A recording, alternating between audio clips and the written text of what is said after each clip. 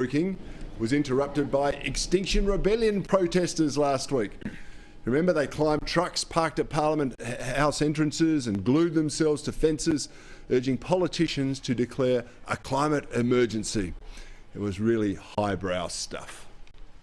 We've got some lock-ons happening onto the car here. He said, we are here for your children too. He said, we are here for your children too. But our rebels are holding peaceful and loving, and we've got quite a bit of media here. We've got some beautiful rebels happening around here. We've got some beautiful Sam, which is glued onto the gate. Hey Sam. Serge, which is beautiful people here. Brave, and my heart goes out to everyone. Beautiful rebel. Ooh, the rebels are holding. Honestly, where do they get these ideas from? Too much Star Wars, I reckon. Well, actually, it's an idea elected members of Parliament are pontificating on. Is the education system to blame? I mean, but it's not just these fools. Stand by and take note. Azali Steggall says leaves falling from trees in autumn is probably a result of climate change. But now what I have to reveal is this is actually the real budget tree, and it's looking a little bit sad. It's losing its leaves early, which I would argue is probably because we've got changing environment and temperatures due to climate change. So clearly, even here in the heart of Parliament, the budget tree is sending a message to the coalition government. I mean, some people should never have a phone and do self-video, should they? Leaves falling from the trees is no longer attributable to autumn. It's all about imminent climate catastrophe. And what about Malcolm Roberts? He made the call. He's a senator from One Nation. He made the call to confront the protesters himself. And the reasoning wasn't much better than dear old Zali's. Deny it doesn't change the facts. The facts. Give me your facts. Give me your facts. Give me your facts, not your labels. Yeah. This is what alarmists do. They use labels and not facts. No, it's not alarmist. Scare young kids. Not alarmism. Are you going to, if you believe that human carbon dioxide is a problem, are you going to protest the Chinese embassy? No, you're going to protest coal here. they're burning. They're our coal. Yeah, they're burning our coal. And You profit Indonesian from it. coal. That pays your salary. No, it doesn't. Comes from the budget. No. The budget's doing well. Have you got a boss here, a leader? Yeah. Where is he or she? She's at home. Can you tell her that I'll challenge her to a debate in public? I can't do it. The fact that they don't want to debate you does not prove that they are wrong and you are right. It only proves that you're irrelevant. That's correct. The only thing that proves anything is the data. Show me your...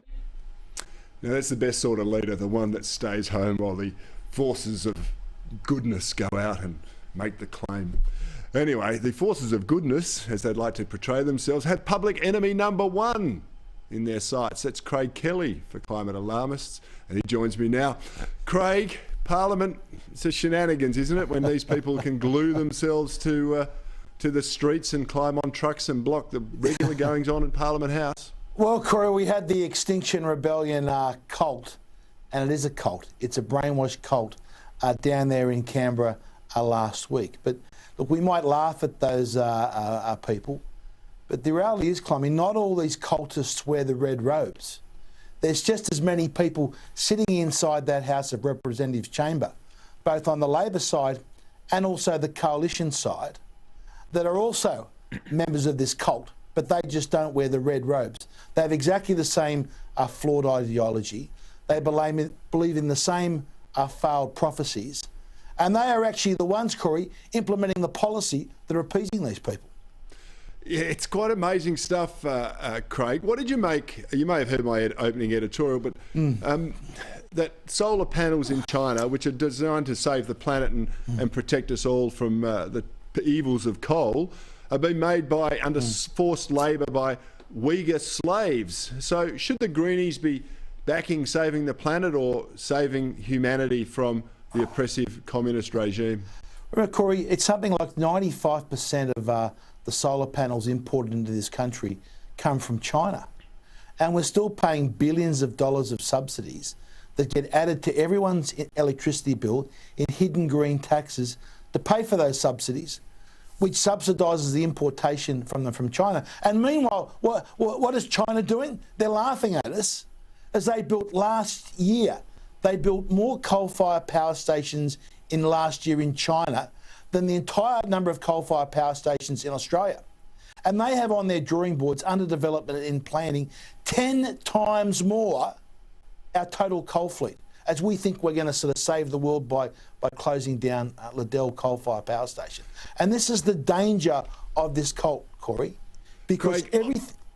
Yeah, sorry, I agree with you, right? But I'm joined in the man cave tonight by Sam Crosby, who I suspect doesn't entirely embrace this absolutely correct, accurate, balanced and sensible view of the world.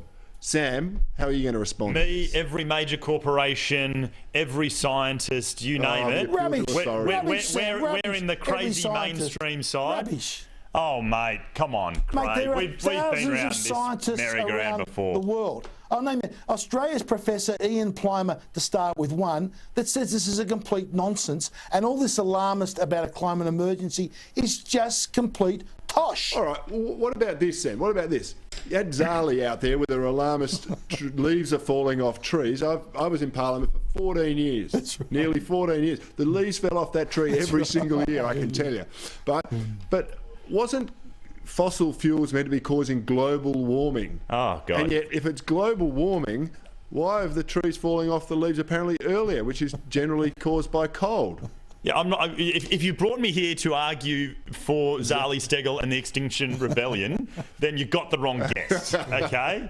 If you want me to argue that the climate is changing and that is induced by When has the humans, climate sure, never changed? Sure, let's argue that. What point of history? Tell me, what point of history has the climate never changed? Of course, the climate changes. It changes all the time. We're a land of drought and flooding rains, and have been and will be for decades or eternity to come.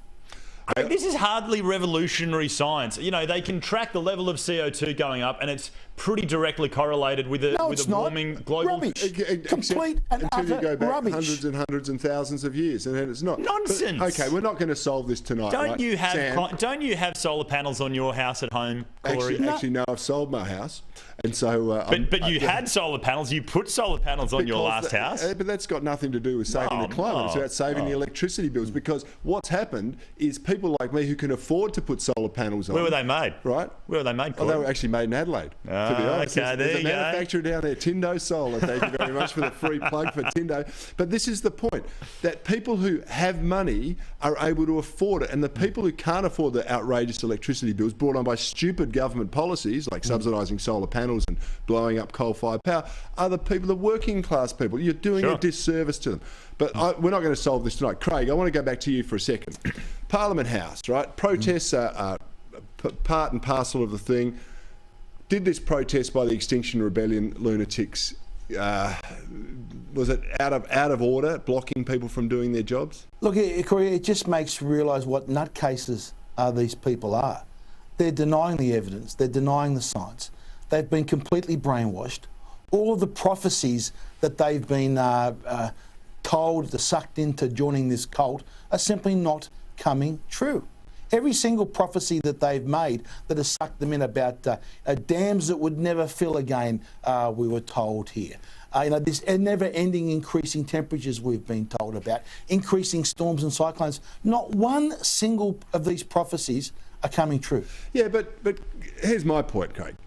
People are entitled to be misinformed and completely wrong, right? That's what the subject of parliamentary debate's all about, because we all think we're right. But they were gluing themselves, they were blocking access to the People's House. I mean, they called this insurrection, didn't they, in America when it was there, and domestic terrorism. Why is it that these people seem to get away scot-free? Look, the problem is the hardcore, these are also very selfish people. They want to feel good about themselves. They want to put others at hardship, put others at disadvantage, just so they can feel good about themselves. I think it sums up all about what this cult is about. Nothing to do with democracy, nothing to do with freedoms, and all just to believe in these sort of nutcase beliefs that they've had that have all been completely debunked by the science. But Corey, we saw this the last time they raised their heads in Melbourne. You know, pre-pandemic, when they were blocking the trams, public transport, with workers that they were trying to convince of their cause, they were blocking them from getting to work. You just think, I mean, this is why these people are so fundamentally damaging to this debate, because they make Craig, with the greatest respect to Craig, they make Craig look sensible. Craig is sensible. This is scary. This is scary, right? I know, Sam. You've got a set of those red robes at home in the closet somewhere. I know that. You reckon they come out on the winter solstice or something like that, and they march around in the red robes? Oh, well, don't wear them on here, mate. They're not allowed in the man cave, let me tell you that. But it is an issue, really. We seem to have two different standards for protests in this country.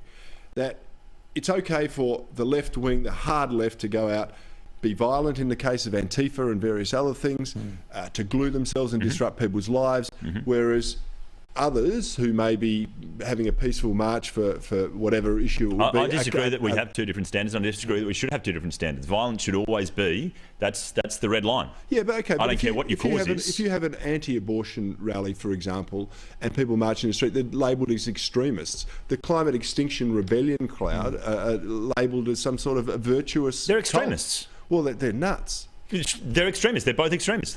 Yeah, but they disrupt the public. This is the thing. They disrupt the public. They glue themselves to streets. Sure. I mean, so hold on. Let's be clear. There can be lawful protests. That is okay. That is part of our democracy and has ever been thus.